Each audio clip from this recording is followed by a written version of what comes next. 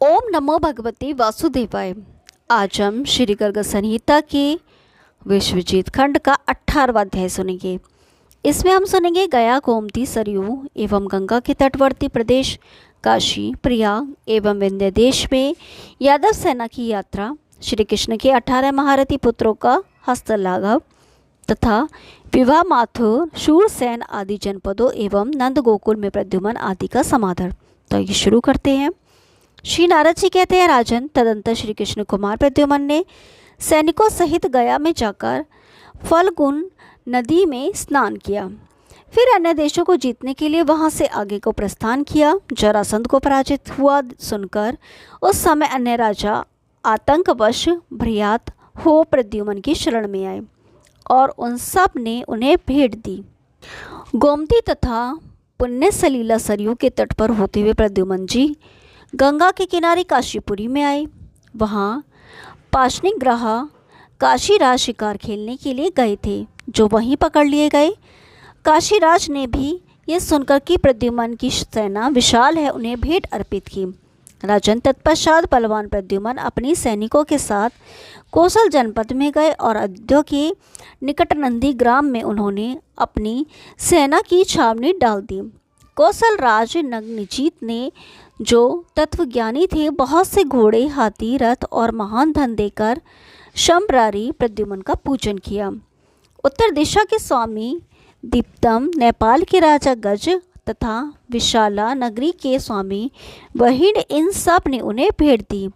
नैमिषारण्य के स्वामी बड़े भगवत भक्त और श्री कृष्ण के प्रभाव को जानने वाले थे। उन्होंने हाथ जोड़कर प्रद्युमन को बलि अर्पित की। इसके बाद श्री कृष्ण कुमार प्रयाग गए और वहाँ पापनाशनी त्रिवेणी में स्नान करके उन्होंने महान दान किया। क्योंकि वे तीर्थराज के प्रभाव को जानते थे, 20,000 हाथी, 10 लाख घोड़े, 4 लाख रथ, सोने की माला तथा सुनहरे वस्त्रों से विभूषित 10 अरब गोए, 10 भार स्वर्ण, 1 लाख मोती, 2 लाख नवरत्न, 10 लाख वस्त्र तथा 2 लाख कश्मीरी शाल एवं नए कंबल हरिप्रिय तीर्थराज में प्रद्युमन ने ब्राह्मणों को दिए। मिथिलेश्वर कारुष देश का राजा पौंड्रक भगवान श्री कृष्ण का शत्रु था, तथापि इसने भी शंकित होने के कारण श्री कृष्ण कुमार का पूजन किया। पंचाल और कान्यकुब्ज देश में प्रद्युमन के आगमन की बात सुनकर वहां के समस्त नरेश भयभीत हो गए। सब ने अपने अपने दुर्ग के दरवाजे बंद कर लिए। सब लोग यादवराज से भयातुर हो दुर्ग का आश्रय लेकर रहने लगे। बिंदु देश के अधिपति महाबली राजा दीर्घबाहु उत्तम संधि करने के लिए शंबरारी प्रद्युमन की सेना में आए।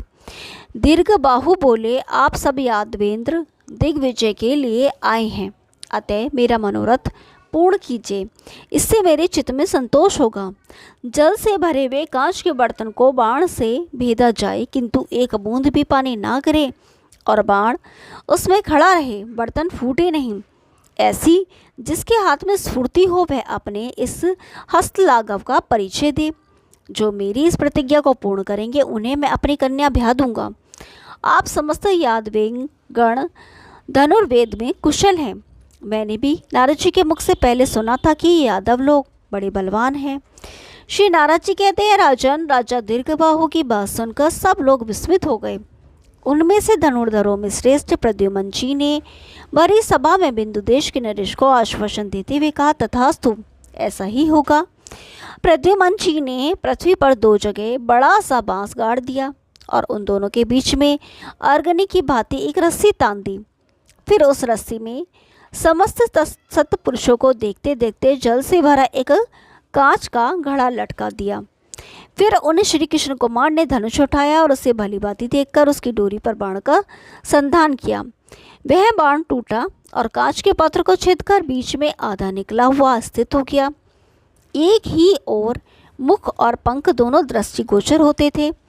कांच के घड़े में धंसा हुआ वह बाण बादल में प्रविष्ट सूर्य की किरण के समान सुशोभित होता था। वह एक अद्भुत सा दृश्य था।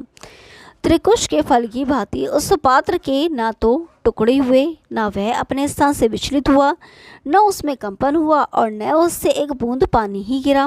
विधिराज भगवान प्रद्युमन ने फिर दूसरे बाण का संधान किया। वह भी पहले बाण का स्थान छोड़कर उस घड़े में उसी की भांति स्थित हो गया।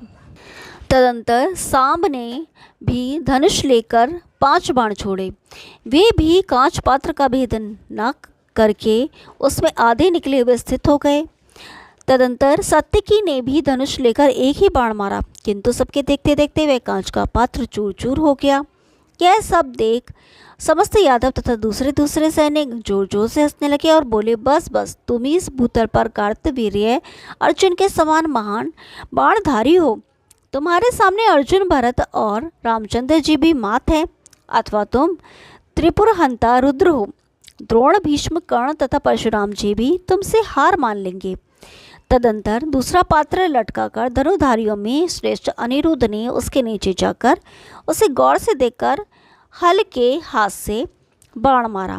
वह बाण भी उस पात्र का भेदन करके आगे निकला हुआ उसमें स्थित हो गया।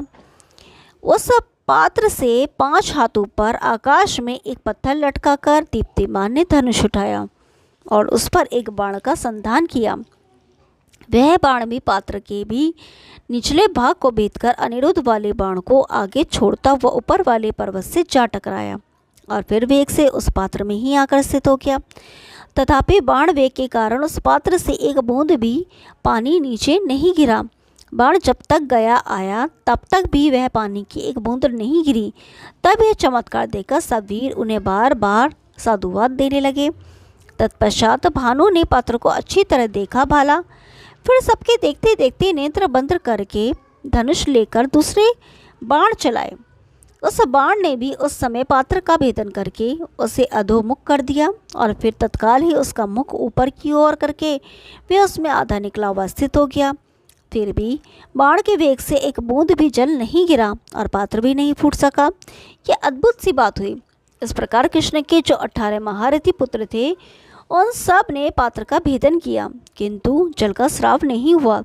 यह हस्तलाघव देखकर बिंदु देश के राजा दीर्घबाहु बड़े विस्मित हुए। उन्होंने उनके हाथ में अपने 18 सुलोचना कन्याएं प्रदान की। उनके विवाह काल में शंख, भेरी और आनक आदि बाजे बजे। गंधर्वों ने गीत गाए तथा अप्सराओं ने नृत्य किया। देवताओं ने उन सब के ऊपर जयध्वनि के साथ फूल बरसाए और स्वर्गवासियों ने उन सब की भूरी भूरी प्रशंसा की।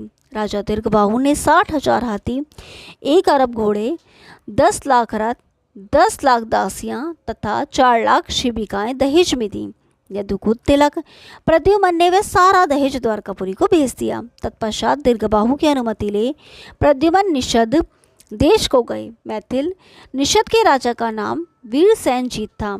उन्होंने भी महात्मा प्रद्युम्न को भेंट दी। इसी प्रकार भद्र देश के अधिपति वृहसेन ने, जो कृष्ण को इष्ट देव मानने वाले तथा श्रीहरि के प्रिय भक्त थे, सेना सहित श्रीहरि के पुत्र प्रद्युम्न का सादर पूजन किया। तब वे सैनिकों सहित माथुर, शूरसेन तथा मधु नामक जनपदों में गए। वह स्वागत पूर्वक पूजित हो वे पुनः मथुरा में आए। तदंतर वनों सहित मथुरा की परिक्रमा करके वे ब्रज में गए। राजन, वहाँ उन्होंने गोप, गोपी, यशोदा, व्रजेश्वर, नंदराज, वृषभानु तथा उपनंदों को नमस्कार करके बड़ी शोभा पाई। नंदराज को बारंबार भेंट उपहार अर्पित करके उन सबके द्वारा सम्मानित हो वे कई दिनों तक नंदकुल में टिके रहे। ओम नमो भगवते वासुदेवाय। कल 19वां अध्याय सुनेंगे। तब तक के लिए नमस्कार।